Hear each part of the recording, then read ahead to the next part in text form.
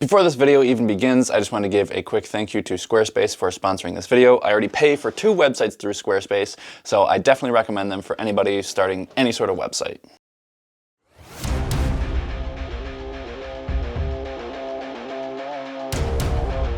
You're nuts for trying to fight me. I'll catch you outside. In this corner, we have the candy weight champion of the world, Terry Cluster Hands Andrianis. And in this corner, we have a bowl and spoon. All right, so I heard there's a challenge going on. Yes, I'm challenging myself. Ooh. So I am a newly learned nut clusterer. Well, before we had an enrober, I hand covered stuff.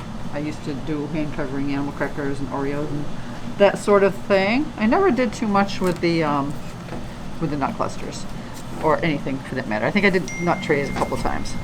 But anyways, I got to realizing that Steve has a lot of burden on him with these darn nut clusters. So I had him show me how, and the basic recipe is 1 handful of chocolate to 1 handful of nuts, so a 2-to-1 ratio. And as far as tempering, they barely even have to be tempered because the nuts cool the chocolate down once you add them. So you add your nuts, and you can start dropping the clusters right away. This was an idea given to me by Paul Custis, the fellow that used to do our sponge candy. He used to have his brother do it in a bowl. He'd get a bowl and do the same thing, equal amounts of chocolate and then equal amounts of nuts, but he would use a scoop to scoop them onto a tray. Okay? So that may very well work, but the challenge is you don't want it to harden up on you, because this way it's not going to harden up because I'm going right from going right to the trays. You know what I mean? Yeah, so we're gonna have a time how fast it does by hand. Yes. And then how fast it does by scooper. Right, and my timer is already going. So we'll see what happens. I'm gonna do 4 trays this way, and then I'll do 4 trays with the scooper. And then we'll know the times at the end. Yes. I mean, the one place where this could be real, because you get cross-contamination there, because we're using the same chocolate with it to make the same, to make nut clusters. And also with coconut, if you're doing coconut, you get those little bits in there. So if the bowl method works and it's not slower, then it could be a good way to keep your little bits out of the chocolate kettle. Yeah. So we'll see what happens. We just like to use technology whenever possible. In this case, the technology is A scooper. and a bowl. The bowl is pretty important. Pretty high power. I know. I mean, you know what? You probably could use the scooper here too. But I think the bowl is important. Plus, it's shiny. Yeah. And check out the scooper. It's a flowered handle. So I feel like if I want to claim this as my own, I don't think anybody's going to try to take it away from me. So what's your predictions on time on? With my luck, it'll be even.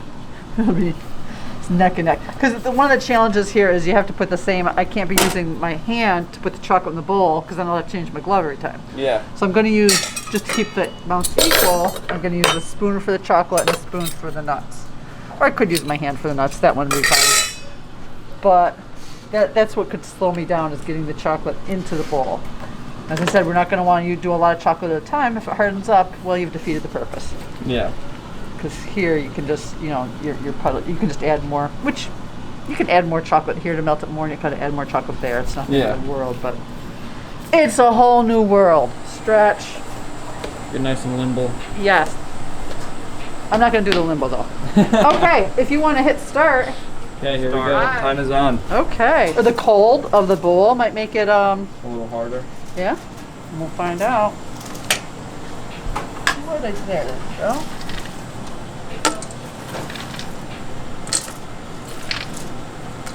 Okay, so here's something I didn't even think about, how to stir it up. And I might end up using a couple more scoops than that. Times it. Okay. Oh, that went from 90 to 84. So it is quick. It does cool down quite a bit. Yeah. Is there any way you can have almost like heat the bowl up, like have the bowl like? Yeah, you could put it in hot water. Yeah.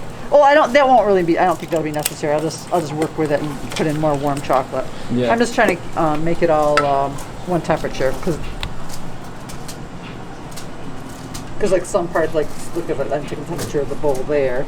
It's 84, but hey, it's really the clusters I'm worried about. Right. So we're not quite there yet.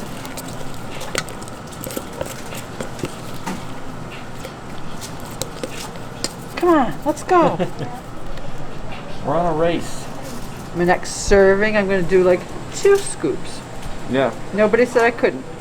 No. Okay, nobody said I couldn't. Okay, we're ready. Okay, let's see. Going in. If you have ever even contemplating starting a website, then I highly suggest you check out today's sponsor, Squarespace. And it doesn't matter what sort of website you want to start, Squarespace can pretty much do anything website-wise. There's blogging tools, mailing lists, SEO tools, you can even have memberships on your website, you can use it as a portfolio to show your work, you can even buy a domain name through Squarespace. And if there's something that you want to do on your website and Squarespace for some reason can't do that, you can use CSS to customize anything you want to do on your website. And if you're like me and don't know how to do that, you can hire somebody who does know how to do that. So as you can probably tell, Squarespace is super customizable and has something for everyone website-wise. So if you are thinking about starting a website with Squarespace, then definitely check the link in the description or go to squarespace.com/HerculesCandy and use code HerculesCandy at checkout to claim a 2-week free trial and 10% off of your first purchase. So with absolutely nothing to lose, check out Squarespace today, linked in the description, and thank you to Squarespace for sponsoring this video. 1. Oh, a little bit more.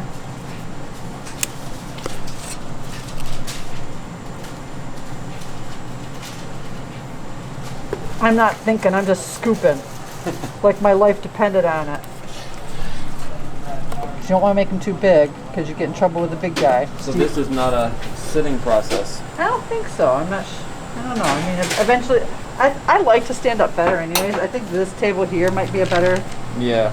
Almost taller. like a standing desk. Yes.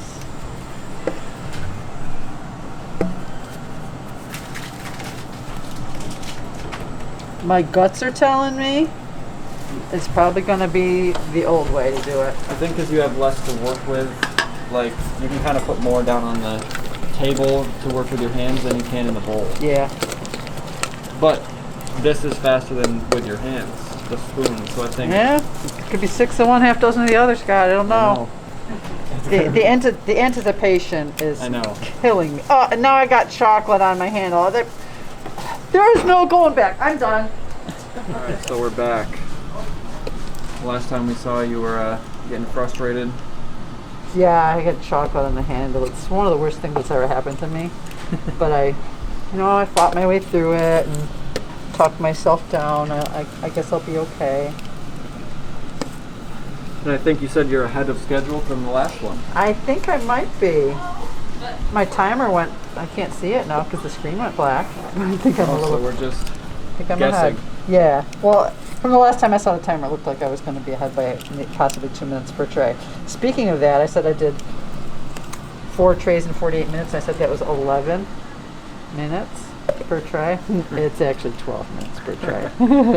So those of you who are going to correct my math, go ahead and do it anyways. I don't care. And Steve, I think, can do these 10 minutes per tray. So Only 2 minutes. yeah. Although it adds up if you're gonna I'm It does. gonna do clusters all day long. Today? Yeah. So that will add up. 2 minutes per tray. That's a lot. Maybe Steve will let me leave early. He probably won't. I don't know. Leaving early? No. All said no. right. Oh well, I tried. He's a tough taskmaster. And then what? This is your 3rd tray that you're on right now? Yes, my 3rd scoop tray. Like, do you like this method more, even if it's I slower? think I prefer the hand method, actually. Oh, really? Yeah, this is, I mean, if this might end up being faster, but there's less control. Like Yeah. I see a couple of big clusters there that I'm gonna have to Redo and pinch a little bit off and make into yeah, a like cluster. you can make 2 out of some of them. Yeah, and also the cleanup. With Yeah. when you're doing it by hand, your cleanup is Just scraping it off right here. cleaning your table and changing your gloves, and Now that's we your have cleanup. Now you got some utensils. utensils and the bowl. Yeah. So let me fix this little guy. Steve's probably already going, I knew it all along. The hand way is better.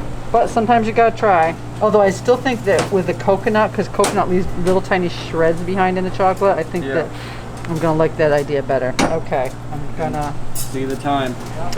31:40. 31. Whoa, that's a lot That's faster. a big difference.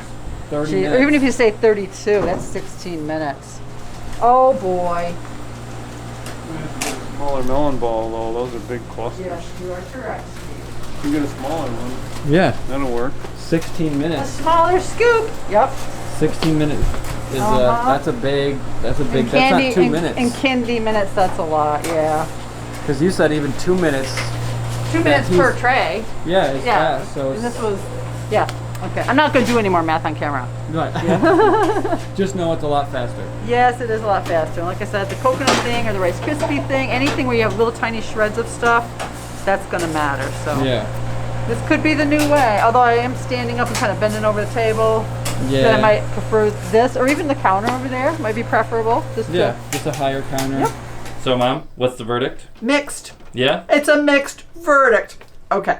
So me doing them versus somebody else doing them. If I do them using the bowl method, I will get interrupted and have to leave my puddle. Everything kind of hardens up in the bowl to scoop, seized right up.